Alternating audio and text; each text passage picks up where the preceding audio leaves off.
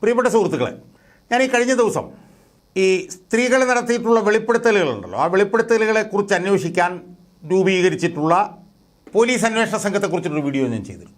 ശ്രീമാൻ Spurgeon കുമാറിൻ്റെ നേതൃത്വത്തിൽ രൂപീകരിക്കപ്പെട്ടിട്ടുള്ള ആ അന്വേഷണ സംഘമാണ് ഇപ്പോൾ വെളിപ്പെടുത്തൽ നടത്തിയിട്ടുള്ള വനിതകളിൽ നിന്ന് ഇപ്പോൾ മൊഴികളൊക്കെ എടുത്തുകൊണ്ടിരിക്കുന്നത്. ആ സംഘത്തിലെ ഏറ്റവും ചുരുങ്ങിയ 4 പേർ ഈ പല കേസുകളും സർക്കാരിന് വേണ്ടി അട്ടിമറിക്കുന്നവരാണെന്ന് കാര്യകാരണ സഹിതം ഞാൻ ആ വീഡിയോയിൽ പറയുന്നുണ്ട്. അത് വളരെ ഒരുപാട് ആളുകൾ അത് കാണുകയുണ്ടായി. ശ്രീമതി പൂങ്കുഴലി എന്ന് പറഞ്ഞ വനിത, അതുപോലെ വി അജിത്ത്, മെറിൻ ജോസഫ്, മധുസൂദനൻ, ഈ 4 പേര്, 7ൽ 4 പേരും പല കേസുകൾ സർക്കാരിന് വേണ്ടി അട്ടിമറിച്ചവരാണെന്നും ഈ വി അജിത്ത് എന്ന് പറയുന്ന ആളെ മുഖ്യമന്ത്രിയുടെ നിർദ്ദേശപ്രകാരം അയാൾക്കെതിരെ ശിക്ഷണ നടപടി പോലും എടുത്തിട്ടുള്ള ആളാണെന്നും ആ വീഡിയോയിൽ ഞാൻ പറയുകയുണ്ടായി. സുഹൃത്തുക്കളെ, ഞാൻ ഇന്ന് ഈ വീഡിയോയിൽ പറയാൻ ഉദ്ദേശിക്കുന്നത് ഹേമ കമ്മിറ്റി റിപ്പോർട്ടിൻ്റെ കസ്റ്റോഡിയൻ, സർക്കാരിൽ ഹേമ കമ്മിറ്റി റിപ്പോർട്ടിൻ്റെ സൂക്ഷിപ്പുകാരൻ ആയിട്ടുള്ള ആഭ്യന്തര സെക്രട്ടറി തന്നെ സ്ത്രീകളിൽ നിന്ന് ഗുരുതരമായിട്ടുള്ള ആരോപണങ്ങൾ നേരിട്ടിട്ടുള്ള ഒരു വ്യക്തിയാണ് എന്നാണ്. നമുക്കറിയാം, ഈ റിപ്പോർട്ടിൻ്റെ ഒരുപാട് ഭാഗങ്ങൾ പുറത്തു വന്നിട്ടില്ല.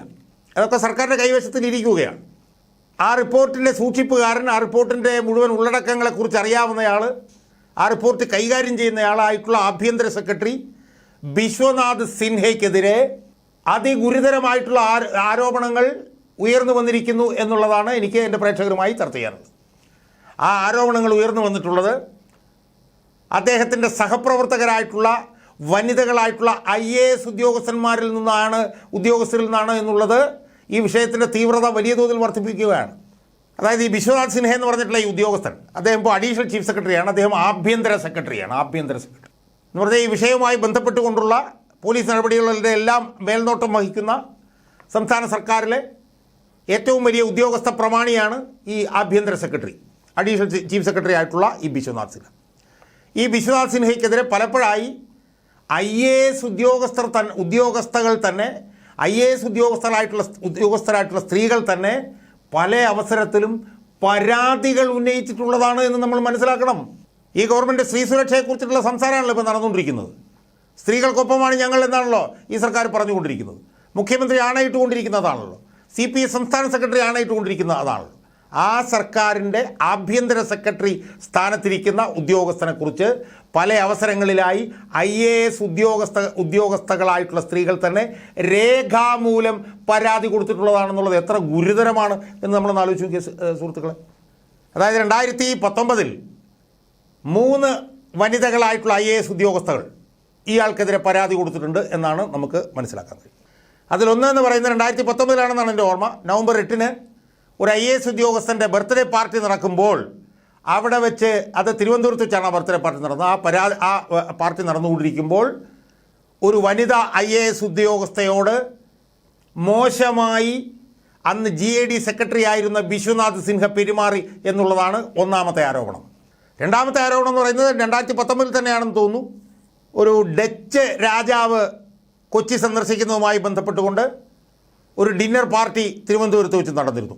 ആ ഡിന്നർ പാർട്ടി നടന്നുകൊണ്ടിരുന്ന സമയത്ത് 2 ട്രെയിനി IAS ഉദ്യോഗസ്ഥകളോട് ഇയാൾ ലൈംഗികമായിട്ടുള്ള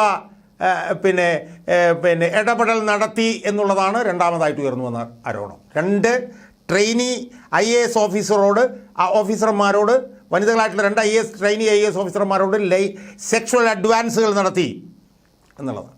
ഇത് സംബന്ധിച്ചിട്ടുള്ള പരാതി Lal Bahadur Shastri national academy of administration Mussoorie, അതായത് IASകാരുടെ ഈ ഒരു പരിശീലന കേന്ദ്രം, അവർ ഈ വിഷയം ടേക്കപ്പ് ചെയ്യുകയും ഇയാളുടെ ഈ വൃത്തികെട്ട ഈ ലൈംഗികമായിട്ടുള്ള ഈ ഇടപെടൽ സംബന്ധിച്ച് അവർ റിപ്പോർട്ട് ഉണ്ടാക്കുകയും ആ റിപ്പോർട്ട് മുഖ്യമന്ത്രിയുടെ ഓഫീസിന് സമർപ്പിക്കുകയും ചെയ്തു എന്നാണ് നമ്മൾ മനസ്സിലാക്കുന്നത്.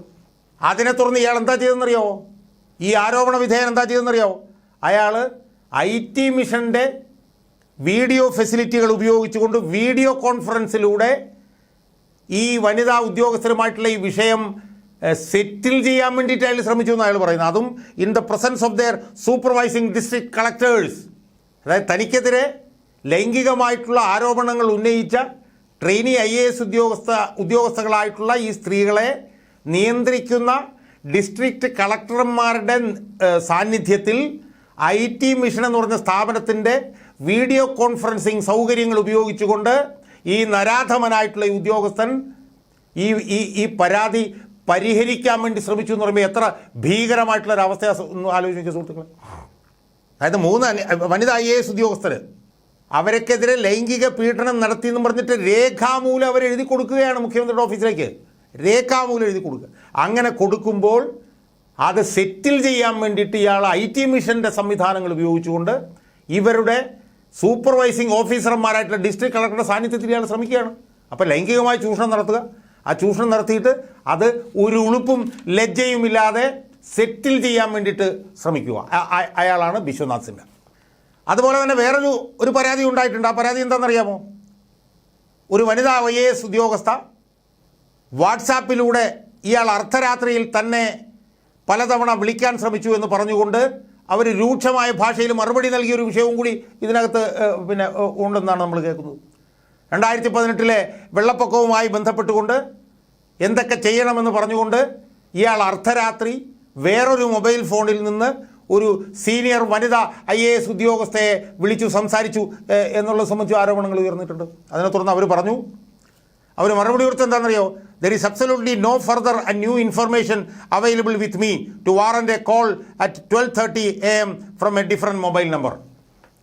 അതായത് രാത്രി 12:30 മണിക്ക് വേറൊരു മൊബൈൽ നമ്പറിൽ നിന്ന് എന്നെ വിളിക്കത്തക്ക വിധത്തിൽ എൻ്റെ കയ്യിൽ പുതിയ യാതൊരു വിധത്തിലുള്ള ഇൻഫർമേഷനും ഇല്ല എന്ന് ഈ വനിതയ്ക്ക് ഈ ബിശ്വനാഥ് സിൻഹയോട് പറയേണ്ടി വന്നു. എന്നിട്ട് അതിനെ തുടർന്ന് IAS അസോസിയേഷൻ മുഖ്യമന്ത്രിക്ക് ഒരു റിപ്പോർട്ട്, ചീഫ് സെക്രട്ടറിക്ക് റിപ്പോർട്ട് കൊടുത്തു. ആ റിപ്പോർട്ട് കൊടുത്തതിനെ തുടർന്ന് ആകെപ്പാടെ ചെയ്തെന്താണെന്നറിയാമോ? ഇയാളെ കുറെ കഴിഞ്ഞപ്പോഴത്തേക്കും GADയിൽ നിന്ന് എന്തോ സൈനിക വെൽഫെയർ വകുപ്പിലേക്ക് മറ്റോ ഇയാളെ ട്രാൻസ്ഫർ ചെയ്തു. ഇപ്പോൾ ഇയാൾ ഇരിക്കുന്നത് എവിടെയാണ്? ഇപ്പോൾ ഇയാൾ ഇരിക്കുന്നത് ആഭ്യന്തര സെക്രട്ടറിയുടെ സ്ഥാനത്തിരിക്കുകയാണ്. ഈ സ്ത്രീ പീഡകനായിട്ടുള്ള ഈ ബിശ്വനാഥ് സിൻഹ എന്ന് പറഞ്ഞ ഉദ്യോഗസ്ഥൻ. കേട്ടറിയോ ആരോപണമല്ല, പരാതികൾ, രേഖാമൂലമുള്ള പരാതികൾ, അതും സഹപ്രവർത്തകരായിട്ടുള്ള IAS ഉദ്യോഗസ്ഥരുടെ പരാതികൾ. സീനിയർ ആയിട്ടുള്ള IAS ഉദ്യോഗസ്ഥയെ രാത്രിക്ക് രാത്രി അയാൾ വേറൊരു മൊബൈൽ ഫോണിൽ വിളിക്കുന്നു എന്നുള്ള പരാതി.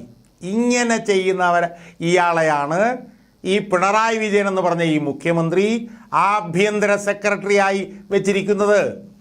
അതിൽ എന്നെ സംബന്ധിച്ചിടത്തോളം തെല്ലും അത്ഭുതമില്ല. കാരണം സ്ത്രീ പീഡനത്തിന് ആരോപണങ്ങളേറ്റ് പാർട്ടിയിൽ നിന്ന് പുറത്തു പോയിട്ട് തിരിച്ചു വന്നവനാണ് പാർട്ടിയുടെ മുഖ്യമന്ത്രിയുടെ പൊളിറ്റിക്കൽ സെക്രട്ടറി. പക്ഷേ ഒറ്റ പ്രശ്നമേ ഉള്ളൂ. എന്താണ്? സ്ത്രീ സുരക്ഷയ്ക്ക് വേണ്ടി രായ്ക്ക് രാമാനം പ്രവർത്തിക്കുന്നു എന്ന് പറയുന്നവർ, സ്ത്രീ സുരക്ഷ ഉറപ്പാക്കാൻ വേണ്ടിയിട്ട് ഒരു പോലീസ് സംഘത്തെ നിയമിച്ചിരിക്കുന്നവർ, അവരാണിത് ചെയ്യുന്നത് എന്നുള്ളതാണ്. ഹേമ കമ്മിറ്റി റിപ്പോർട്ടിന്മേൽ ആക്സസ് ഉള്ള, ഹേമ കമ്മിറ്റി റിപ്പോർട്ടിൻ്റെ സൂക്ഷിപ്പുകാരനായിട്ടുള്ള കേരളത്തിലെ ആഭ്യന്തര സെക്രട്ടറി പോലും IAS ഉദ്യോഗസ്ഥകളായിട്ടുള്ള സഹപ്രവർത്തകരിൽ നിന്ന് ലൈംഗിക പീഡന പരാതി രേഖാമൂലം ഏറ്റുവാങ്ങിയിട്ടുള്ള ഒരു ഉദ്യോഗസ്ഥനാണ് എന്ന് വരുമ്പോൾ സ്ത്രീ സുരക്ഷയുമായി ബന്ധപ്പെട്ടുകൊണ്ട് എന്ത് ആധികാരികതയും എന്ത് വിശ്വാസ്യതയുമാണ് സുഹൃത്തുക്കളെ ഈ പിണറായി സർക്കാരിന് ഉള്ളത് എന്നുള്ളത് എൻ്റെ പ്രേക്ഷകർ ചിന്തിക്കുക.